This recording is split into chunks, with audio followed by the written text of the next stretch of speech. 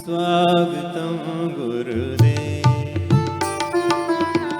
स्वागतं गुरुदेव, सुस्वागतं गुरुदेव। ओमिदघुहवि प्रजनन्मे असुदसवीरघु सर्वगणघु स्वस्तये आत्मसनि प्रजासनि पशुसन्यभयसनि अग्निं प्रजां बहुलामे करोत्वन्नपयोरेतो अस्मास्तु दत्त।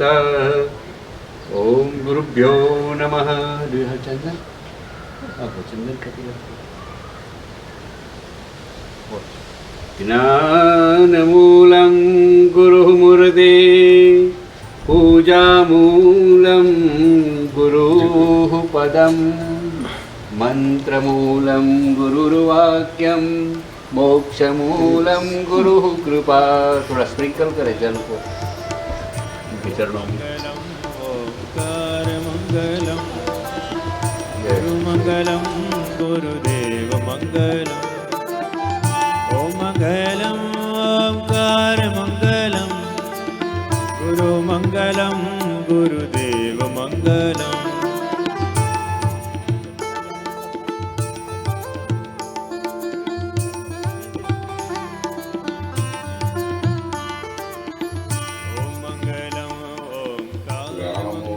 राजमणि सदा विजयते रामं रमेशं भजे। रामेणाभिहता निशाचरचमूराय तस्मै नमः। रामान्नास्ति परायणं परतरं रामस्य दासोऽस्म्यहम्। रामे चित्तलयः सदा भवतु मे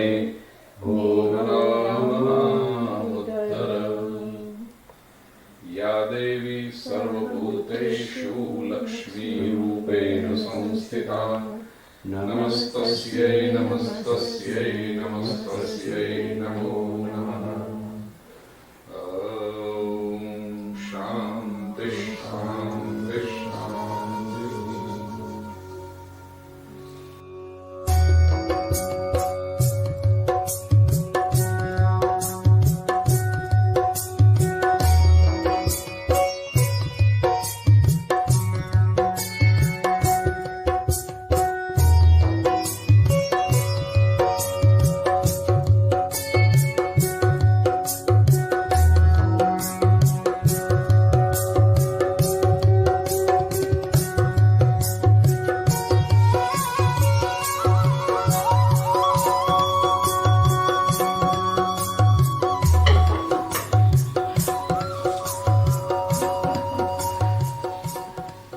मैं आ नहीं सकी। आप यहीं पर हैं? देख रही हूँ। और वहाँ आपकी बातें सब करते हैं, तो आप हैं वहीं पर हैं उपस्थित। नमस्कार आत्मीय स्वजनों। बड़ा छोटा लेकिन बड़ा प्यारा नगर फेटविल, नॉर्थ कैरोलिना, अमेरिका में सुंदर रूप से श्रीमद् भागवत सप्ताह चल रही है। आज चौथा दिन है।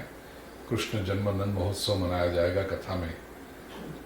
आज हम पधरामनी एवं प्रसाद के लिए मंदिर के फाउंडर, ट्रस्टी और अभी भी कमेटी में उतने ही एक्टिव सेवा भाव से जुड़ा हुआ एक युगल, दोनों डॉक्टर हैं, डॉक्टर राकेश जी गुप्ता और बहना विनीता जी। कम्युनिटी में भारतीय संस्कृति और धर्म के संस्कार टिकाने में उनका बहुत बड़ा योगदान रहा है। विशेष करके मैं कहना चाहूँगा, इस कम्युनिटी में चिल्ड्रन में, बच्चों में और युवा पीढ़ी में हमारी संस्कृति की बातें टिकी रहे, इसके लिए बहना विनीता जी बहुत पुरुषार्थ करती हैं, संडे स्कूल चलाती हैं, और मुझे ऐसे यूथ भी मिले, ऐसे पेरेंट्स भी मिले जिन्होंने कहा कि हमारे संतानों में यदि धर्म के संस्कार हैं इस पराई भूमि में, कर्मभूमि अमेरिका में रहकर भी, तो उसका बहुत बड़ा क्रेडिट विनीता जी को जाता है कंसिस्टेंटली। और बहुत दूसरे बहनें भी हैं जो उनको हेल्प कर रही हैं, सपोर्ट कर रही हैं।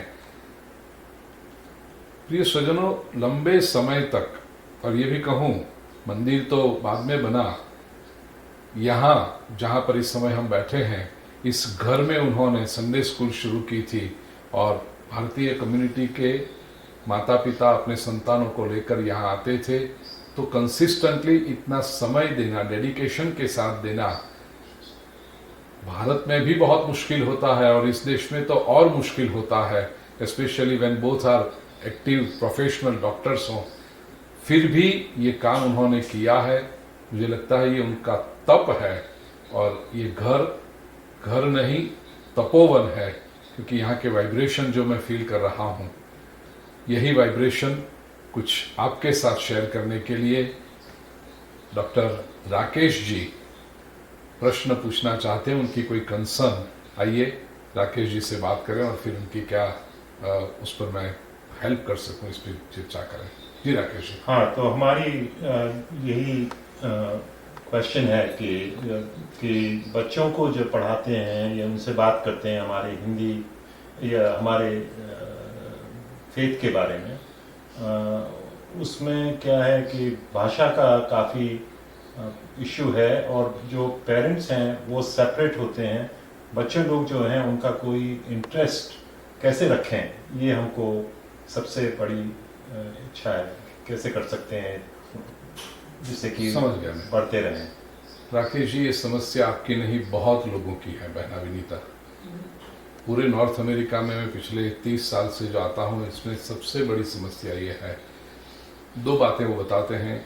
एक तो बच्चे जब छोटे होते हैं, लाइक बिलो 16, घर में जब होते हैं तब तक वो रेगुलरली आते हैं, इट इज इजीली मैनेजेबल उनको करना।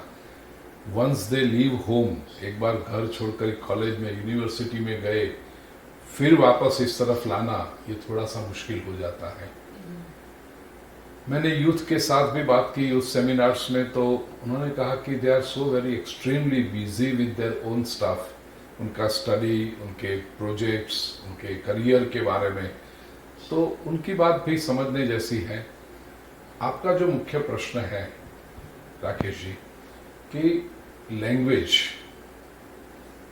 इसके लिए मैंने बरसों से यहाँ पर कहते रहा हूँ कि माता पिता का रोल बहुत बड़ा होता है। यदि घर में वो मदर टंग, कोई भी भारतीय भाषा, गुजराती परिवार हो तो गुजराती भाषा, हिंदी भाषी परिवार हो तो हिंदी, मराठी भाषी हो तो मराठी, तेलुगु, साउथ इंडियन लोग अधिक प्रयत्न करते हैं, ऐसा मैंने देखा है। लेकिन हम जो नॉर्थ वाले हैं इतने जागरूक नहीं हैं। उसका कारण भी है, जो लोग इस देश में 60s में या अर्ली 70s में आए, उस समय यहाँ की सिस्टम उनको कहती थी कि don't confuse the child. New York, New Jersey इत्यादि विस्तारों में जब मेरी ये बात हुई तो कहते हैं डोंट कंफ्यूज द चाइल्ड, आप उनको इंग्लिश सिखाएं, क्योंकि घर का दरवाजा खोलकर जब बाहर बालक जाता है तो पूरी अलग संस्कृति दिखता है। तो बालक को कल्चरल शॉक कि मेरे घर में कोई अलग दुनिया है, मेरे घर के बाहर कोई अलग दुनिया है, ऐसा नहीं लगना चाहिए। Let them merge, and this country is a world's biggest melting pot. सारी दुनिया से लोग आए हुए हैं और ये मेल्टिंग पॉट में सब इकट्ठे हो जाते हैं। तो उस वक्त 60s में और अर्ली 70s में यहाँ की सिस्टम, स्कूल, सब लोग एनकरेज करते थे कि चाइल्ड कंफ्यूज हो जाएगा। तो अब उस समय तो ऐसा हुआ कि पेरेंट्स को इतनी अंग्रेजी अच्छी नहीं भी आती थी, फिर भी वे लोग अंग्रेजी में बोलते थे उसके साथ। 10-15 साल ऐसा निकले, उसमें हमने फर्स्ट जनरेशन की, जो फर्स्ट जनरेशन थी, सेकंड जनरेशन, उसको हमने खोया। बाद में फिर यहाँ पर जो सोशल स्टडीज हुए, साइकोलॉजिकल स्टडीज हुए, लिंग्विस्टिक्स में स्टडी हुए, उन्होंने कहा कि this is a multicultural nation and the beauty of the social fabric in preserving this diversity of cultures then they started encouraging कि आप अपनी लैंग्वेज को संभालो, आप अपनी कल्चर को संभालो. दे इनफैक्ट स्टार्टेड सपोर्टिंग ये सब चीजों को. न्यू जर्सी में तो स्कूल्स में गुजराती लैंग्वेज पढ़ाई जाती है. गुजराती लोग बहुत हैं. इन पंजाबी लैंग्वेज पढ़ाई जाती है कनाडा में. तो दे एनकरेज कि उनकी मातृभाषा मदर टंग आनी चाहिए. अंग्रेजी तो कहीं से भी सीख लेंगे, हम कहां से सीखे. अब जैसे मैं गुजराती मीडियम में पढ़ा हूं 10वीं कक्षा तक. कॉलेज में जब गया तब वो इंग्लिश मीडियम आया, साइंस में स्ट्रीम में गया. मैं इंग्लिश में प्रवचन करता हूं, दुनिया भर में लोग प्रभावित होते हैं और मुझे कहते हैं गुरुजी आप इतनी अच्छी अंग्रेजी कैसे जानते हैं. तो मैं हमेशा कहता हूं मैं इतनी अच्छी अंग्रेजी इसलिए बोलता हूं क्योंकि मैं गुजराती मीडियम में पढ़ा हूं. यदि मैं मदर टंग में पढ़ा हूं मैं तो इसलिए मैं जानता हूं. यदि मैं अंग्रेजी इंग्लिश मीडियम में पढ़ने वाले लोग भी कभी भी इतनी अच्छी अंग्रेजी नहीं बोल सकते. Mother tongue is so important. तो अब तो यहाँ की स्कूलों में भी जहां पर इतना पॉपुलेशन हो और वो हो तो वो एनकरेज करते हैं. They support Gujarat. वो टीचर मदर टंग के टीचर लाके स्कूल में एक्स्ट्रा क्रेडिट के रूप में वे लोग ये सिखाते हैं. न्यू जर्सी में तो है, मुझे पता है फॉर श्योर. उसमें भी एडिसन और ऐसे जो टिपिकल अपना इंडियन कम्युनिटी वाला एरिया है वहां तो वहां की जो पब्लिक स्कूल है वहां है गुजराती सिखाते हैं. हमारे यहाँ जैसे विशेष करके आप अभी छोटा सेंटर है तो पहली बात तो हमें ये ध्यान रखनी चाहिए, यंग पेरेंट्स को आप बताएं बहना विनीता जी, कि encourage your child to learn mother tongue. घर में वो सिखाएं उसको. It is going to be an asset for the child and for the community. मैंने कहीं पढ़ा था राकेश जी, तुर्कस्तान में, टर्की में कोई व्यक्ति यदि कोई परेशान करे और वो आदमी एकदम क्रोधित हो जाए, गुस्से में आ जाए, तो सामने वाले को जो गाली देते हैं ना, ऐसी एक टर्किश लैंग्वेज में गाली है जिसका अर्थ ऐसा होता है कि भगवान तुझे तेरी मदर टंग भुला दे. इसका मीनिंग ये गाली है वो कि भगवान तुझे तेरी मदर टंग भुला दे. यदि कोई व्यक्ति अपनी मातृभाषा भूल गया तो धीरे सबसे पहले तो वो जो ग्रैंड पेरेंट्स है उससे अलग हो गया, फिर धीरे धीरे पेरेंट्स से अलग होगा, फिर कल्चर, धर्म पूरा. Then the child, that person will be like an uprooted plant. मातृभाषा आना ये बहुत आवश्यक है.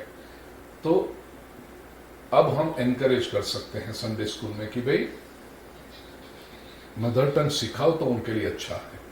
और वे यदि सीखेंगे तो फिर आपके शास्त्र जो हम हिंदू धर्म के बारे में, सनातन वैदिक संस्कृति के बारे में जो हम संतानों को, नई पीढ़ी को, कमिंग जनरेशन को सिखाना चाहते हैं, वो अच्छी तरह से उसके साथ एसोसिएट हो पाएंगे. अंग्रेजी में प्रवचन करते हैं, हम भी करते हैं, दुनिया भर में करते हैं, लेकिन वो उनके लिए जो बिल्कुल कोई भारतीय भाषा नहीं जानते,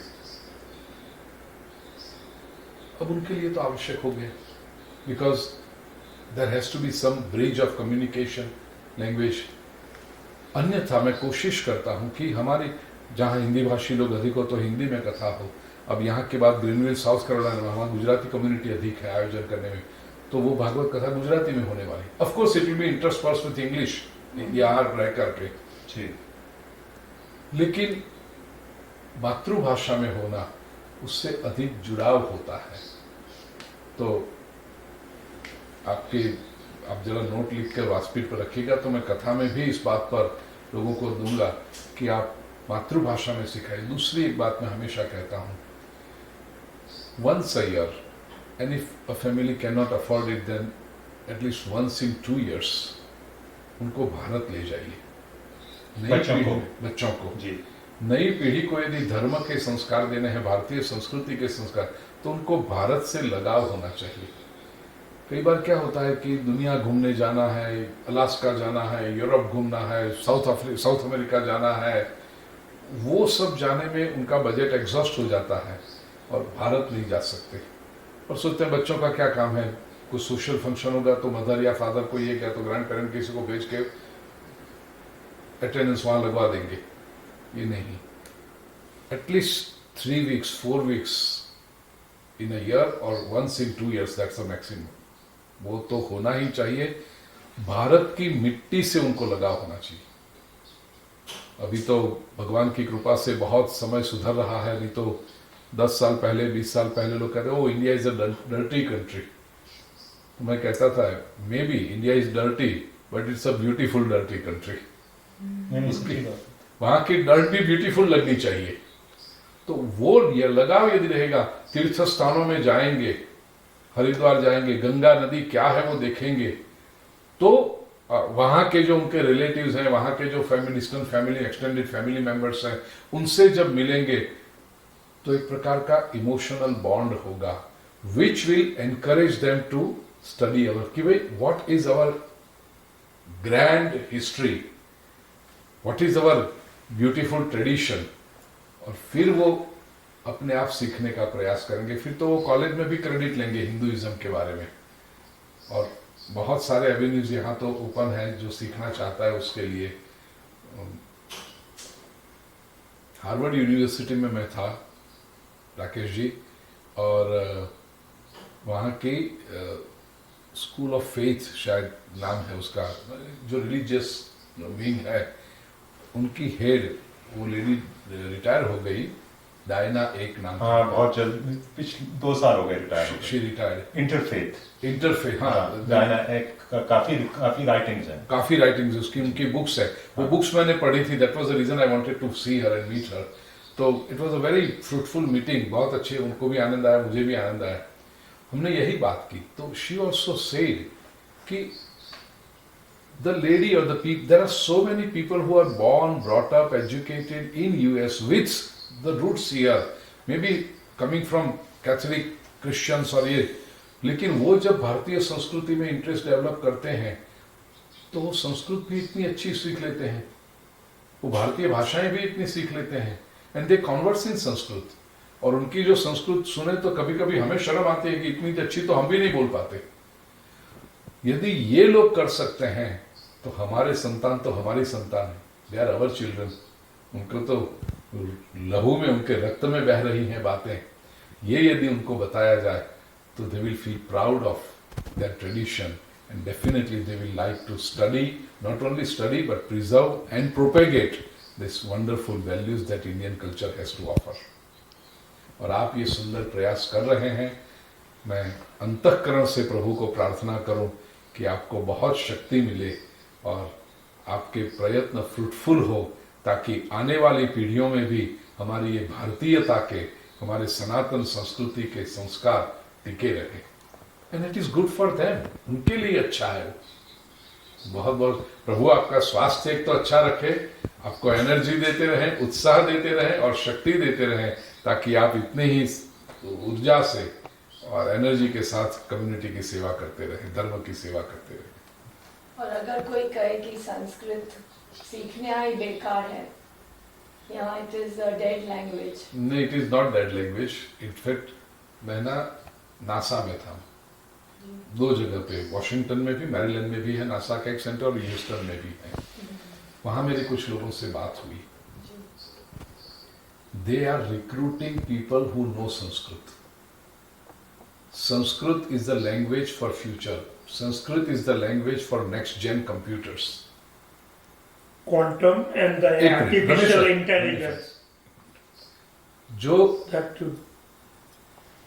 नेक्स्ट जेन कंप्यूटर्स आने वाले हैं, उसमें फर्स्ट बात ये होगी कि there will be no keypads. वो वोकल होगा सब, ओरल इंस्ट्रक्शन. जैसे फोन में सीरी या तो ऐसे सब आ गए ना कि आप बोलो call home and the phone calls. This is the next thing.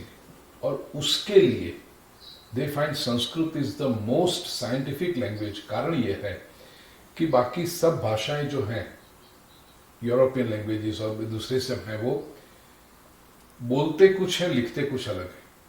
उसमें इंग्लिश तो सबसे खराब है. With due respect to English language,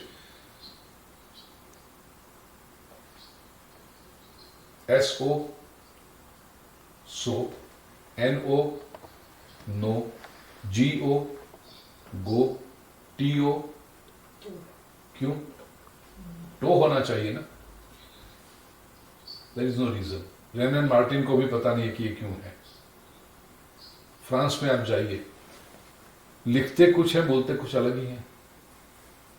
अभी तक हम पेरिस पेरिस पेरिस बोलते थे, फ्रांस गया तब पता चला इट्स नॉट पेरिस, इट्स पारी।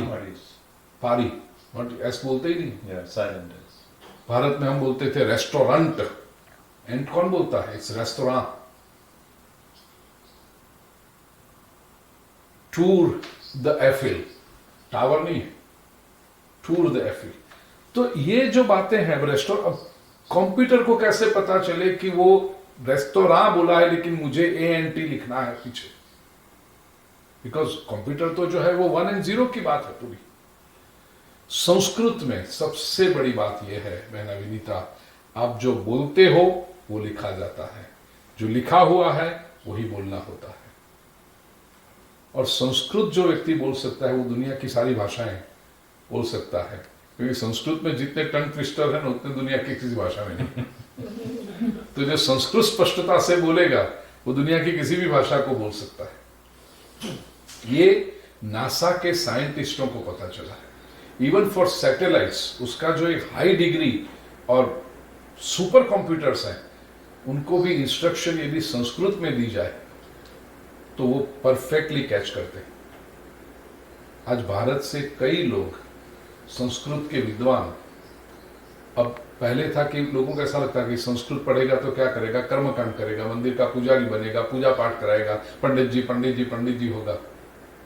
अब संस्कृत के स्कॉलर नासा में रिक्रूट हो रहे हैं। Germany is recruiting in big way Sanskrit विद्वानों को। तो अब संस्कृत सीखना ये केवल पंडित जी बनना बहुत आदर की बात है, मंदिर का वो पुजारी बनना या मैं क्या हूं, तो ये बहुत रिस्पेक्ट की बात है। लेकिन केवल संस्कृत सीखोगे तो धोती पहनना पड़ेगा, कुर्ता पहनना पड़ेगा, चोटी लगानी पड़ेगी, ये अभी मत समझो। अब शिखाधारी विद्वान संस्कृत का पंडित कंप्यूटर पर बैठ करके सैटेलाइट चलाता है। तो Sanskrit is not a dead language, in fact वो रिवाइव हो रही है और इतना संशोधन चल रहा है, हमारे ग्रंथों के ऊपर चल रहा है, and we should be proud of this fact. अभी कुछ संदेश मेरे पास आ रहे हैं, I have to still verify its authenticity. 2021 में सेंसस नहीं हो पाया बिकॉज ऑफ द पैंडेमिक, तो वो अभी 23 में शुरू होगा। एवरी 10 years जो वर्ल्ड में वर्ल्ड ओवर सेंसस होता है, 1, 11 ऐसे वर्षों में, तो 21 में नहीं हो पाया। 23 में जो सेंसस होने वाला है वर्ल्ड वाइड, हम भारतीयों को कहना चाहते हैं कि उसमें जो लैंग्वेज आती है आपकी प्रिफर्ड लैंग्वेज, उसमें 2-3 लैंग्वेज आप टिक कर सकते हैं, उसमें संस्कृत को अवश्य टिक करें, सो दैट अब की बार कोई ऐसी हिम्मत न करे कि Sanskrit is a dead language. यदि वर्ल्ड ओवर हम संस्कृत लैंग्वेज को टिक करेंगे तो संस्कृत में इतने लोग मानने वाले हैं, संस्कृत को समझने वाले या बोलने वाले लोग हैं, ये जब शुरू होगा तो ऑटोमेटिक गवर्नमेंट फंडिंग भी आएगा कि वो संस्कृत को बढ़ावा देने के लिए। दूसरे लोगों ने, मैं यहाँ पर उनका नाम देना नहीं चाहता, उनको नहीं भी आती थी फिर भी उन्होंने वो अपनी भाषाओं को ये किया, तो भाषाओं को फंडिंग मिलने लगा, यूनिवर्सिटी में उस भाषाओं की चेयर होने लगी, क्योंकि सेंसस के फिगर, गवर्नमेंट सिस्टम तो उसी से चलती है। Everything is based on how many people. How many people, तो सेंसस के फिगर जो आते हैं, तो आप ये भी ध्यान रखें कि अभी जो आएगी उसमें कभी कभी नाम में नहीं होगा, लेकिन एक ब्लैंक होती है कि नन ऑफ द अबव, ये कैसा करके, तो उसमें मेक श्योर कि we write Sanskrit language world over so that it is recognized at the world authorities. बहुत बहुत शुभकामनाएं। और ये ओमकार जो उन्होंने, हमने कुछ यूट्यूब में देखा था कि नासा ने कहा वो ओमकार जो सुनाई दिया था वो हमारे ऋषियों ने सन के रेज में से, हाँ, कैसे सुना था, मतलब can you say that yes it is so? It is so. हमारे ऋषि जो है, हम क्या ऋषि समझते हैं कि अगेन ये धोती कुर्ता पहना हुआ है, जंगल में रहने वाला है, ऋषिज और साइंटिस्ट। हमारे एक एक ऋषि का जीवन देखोगे आप तो वो साइंटिस्ट थे, बिल्कुल सेल्फलेस थे, लेकिन देवर सारे शास्त्रों की जो नींव है, फाउंडेशन है, वो भारत में हुए। And what आपको can you जानकर give us आश्चर्य some- होगा बहना कि even plastic surgery began in India. Sushruta और वरा तो ज्योतिष के हैं, लेकिन आचार्य सुश्रुत और आचार्य चरक जैसे महापुरुषों ने प्लास्टिक सर्जरी की है, और 1200-1500 वर्ष पहले। और उसके रिकॉर्ड्स मिलते हैं हिस्ट्री में कि वॉर में सैनिक जाकर आए और किसी कोई अंग एम्प्यूट हो गया, किसी का नाक कट गया, किसी का कान गया, किसी का हाथ कट गया, तो they actually used to fix those organs.